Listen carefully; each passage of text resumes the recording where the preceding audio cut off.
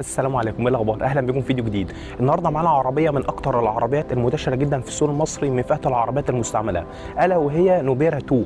العربيه دي يتراوح سعرها ما بين 70,000 جنيه الى 85,000 جنيه على حسب الحاله بتاعه العربيه وسنه الموديل بتاع العربيه، وده اللي هنتكلم فيه بعد شويه. والعربيه اللي معانا النهارده دي من افضل العربيات اللي انت ممكن تقدر تركبها من فئه العربيات المانوال او الاوتوماتيك تحت ال 100,000 جنيه.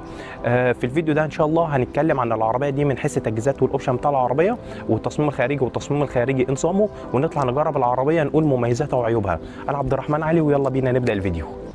دايو نوبيرا واحدة من أعرق العربيات الموجودة في السوق المصري، وتتميز النوبيرا بالتصميم الخارجي وهو التصميم الإيطالي. نيجي للتصميم الأمامي بتاع العربية، هنلاقي الفوانيس بتاعة العربية كبيرة وده هيديلك زيادة في مساحة الرؤية، والفوانيس هنا بتنزل عدسات. شبكة العربية وهي على شكل علامة دايو نوبيرا، وكمان الشبكة دي فيها فتحات تهوية علشان تبرد الموتور والأجزاء الميكانيكية المتعلقة بيها.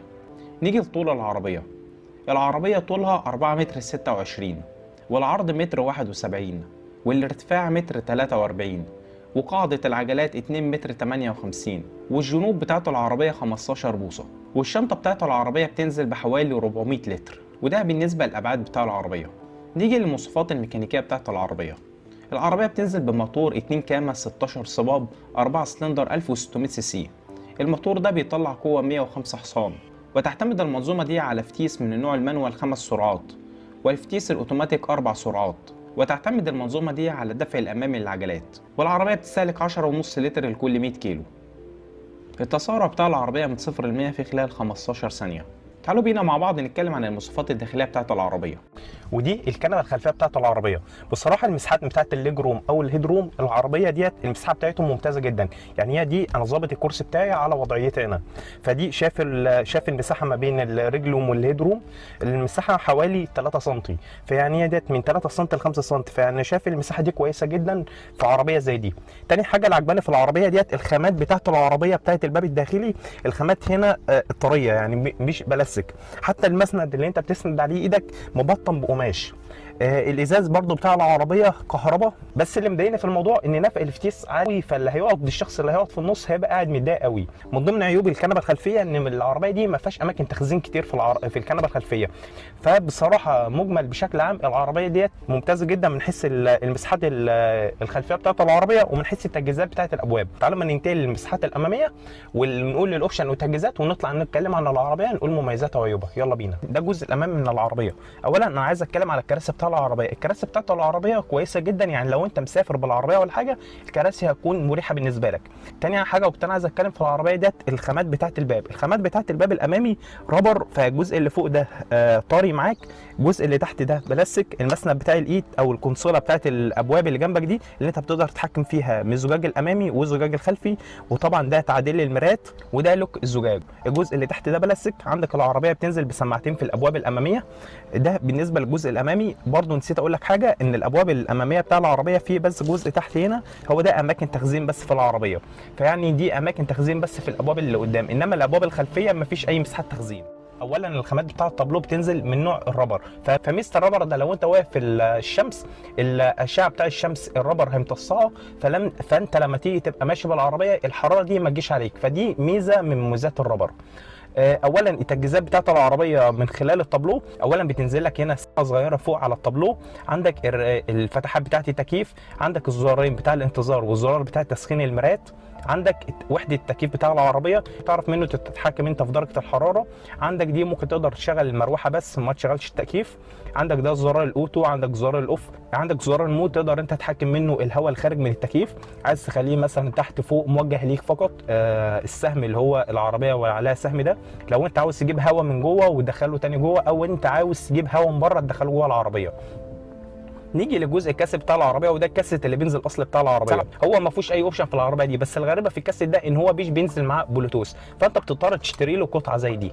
فانت بتضطر تشتري له قطعه اللي هي البلوتوث اللي هي ام بي 3 او ام بي 4 على ما اعتقد يعني، فبتشتريها وبعدين تظبط التردد ما بين الكاسيت وما بين الام بي 3، فبتقدر تشغل اغاني من على التليفون للام بي 3 للكاسيت. فدي حاجه لفه كده مش لطيفه في العربيه. وفي ناس بتغير الكاسيت ده وبتنزل شاشه تاتش وبتركب كاميرا خلفيه.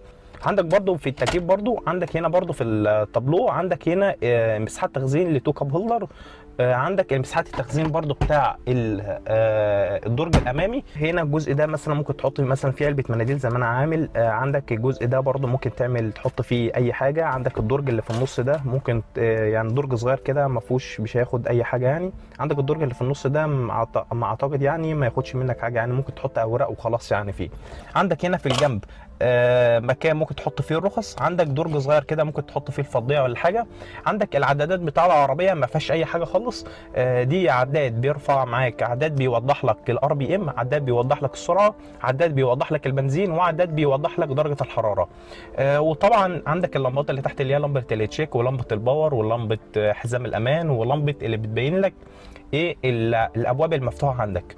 وعندك عدادين بتوع العربيه، العداد بتاع الكيلومترات وعدادات بتاع لو انت عايز تغير الزيت ولا الكلام ده. وعندك هنا الفتيس زي ما انا قلت لك. اولا العربيه دي بينزل منها موديلين، الموديل الاوروبي والموديل المصري. الفتيس الاوروبي بينزل كهرباء وده ما فيهوش اي مشاكل خالص، انما الفتيس المصري بينزل معاك واير وده مشاكله كتير على ما اعتقد يعني. ازاي تفرق ما بين المصري والاوروبي؟ عندك الطابلو بتاع المصري هتلاقي مدي على لون رصاصي شويه، انما الاوروبي زي اللي احنا راكبينه ده هتلاقي الطابلو داخل على لون بيج شويه. والفتيس بتاع الاوروبي نازل بكهرباء، انما الفتيس بتاع المصري نازل بواير، وانا ما انصحكش بيه سواء كان في المانوال او في الاوتوماتيك. تعالوا نطلع نجرب العربيه نقول مميزاتها وعيوبها، يلا بينا. قبل ما نتكلم عن المميزات والعيوب بتاع العربيه تعالى ما نتكلم عن المعلومات الاساسيه اللي احنا بنتكلم عنها على طول. ايه هما المعلومات الاساسيه؟ اللي هو اداء الموتور والتكييف بتاع العربيه والعزل بتاع العربيه واداء العفشه بتاعتها المجمل بتاعتها عامله ازاي. قبل ما نبدا بالمميزات والعيوب تعالى ما نتكلم عن اداء الموتور بتاع العربيه. اولا زي ما انا قلت لك ان الموتور بتاع العربيه 4 سلندر 1000 سي 2 كامه 16 صباب. الموتور ده قدر يطلع لك قدره 105 حصان. طبعا اداء الموتور دي كويسه جدا، بس الاداء الموتور دي مش متناسقه مع وزن العربيه. وزن العربيه حوالي طن وربع، فهتقابلك مشكله في العربيه دي. العربيه دي الوزن بتاعها طن وربع، ده وزن العربيه وهي صافي. انما لما انت تيجي تحمل العربيه حموله معاك، تحمل احمد والحاج احمد والجماعه دول معاك، هتلاقي وزن العربيه دخل مع طن وربع ولا طن ونص. فيعني اداء الموتور دي مش هتعرف تتعامل مع الوزن بتاع العربيه، وده هتقابلك مشكله فين بقى؟ هتقابلك مشكله سواء كانت في الطلعات، سواء كانت بقى على الغيار الاول او الغيار الثاني، تحس ان العربيه كده بطه مسكوفه معاك. فدي حاجه مش لطيفه في العربيه، ودي حاجه مضايقاني بالرغم من ان انا حاطط بنزين 92 جوه العربيه. وده كده بالنسبه لاداء الموتور. تعالى ما نتكلم عن التكييف بتاع العربيه. التكييف بتاع العربيه بصراحه من اجمل التكييفات اللي انت ممكن تقدر تستمتع بيها بالفئه السعريه ما بين 70000 جنيه الى 85000 جنيه اللي هي النوبيرا. النوبيرا من افضل التكييفات اللي هي الموجوده في الفئه السعريه دي عموما. انا مستمتع بالتكييف ودي حاجه مميزه النوبيرا دي عن باقي المنافسين ليها. وده كده بالنسبه للتكييف. العزل بتاع العربيه من بعد ال 80 هتبدا تحس بكل حاجه في الطريق حواليك. يعني انت هتلاقوا دلوقتي سامعين كل حاجه في الطريق بره. انا ماشي دلوقتي على ال 100، فهتلاقوا دلوقتي سامعين كل حاجه بره على الطريق. فدي حاجه مش لطيفه في العربيه. يعني بعد ال 80 هتبدا تسمع صوت الاصوات، انما تحت ال 80 يعني العزل بتاعها هيبقى معقول شويه.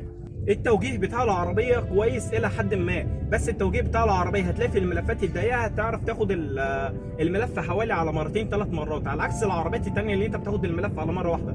فالتوجيه بتاع العربيه انا شايفه معقول يعني الى حد ما، بس مع السرعات العاليه التوجيه ده بيفتح معاك شويه.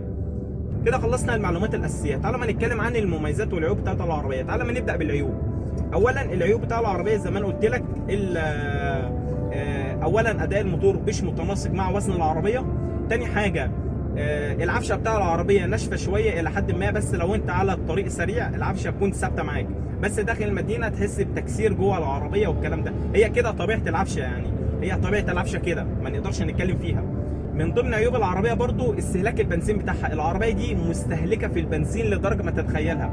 انا وصلت معايا ان بمشي حوالي ال 100 كيلو بيستهلك معايا حوالي بالظبط 13 لتر، ده على حسب ماشي انا. يعني على عكس العربيات اللي انا بركبها الثانيه، العربيات الثانيه بتستهلك حوالي 6 لتر 7 لتر، انما العربيه دي بالذات بتستهلك حوالي من 11 لتر الى 13 لتر على حسب سواقتك انت، ده في ال 100 كيلو.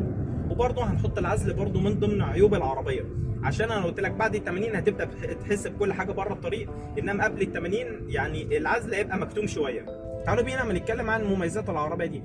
المساحات جوه العربيه ممتازه جدا، وده هيعود بفضل ان الطول بتاع العربيه كبير جدا، وده هيديك زياده في مساحات التخزين، سواء كانت المساحات التخزين الداخليه او المساحات التخزين بتاع الشنطه.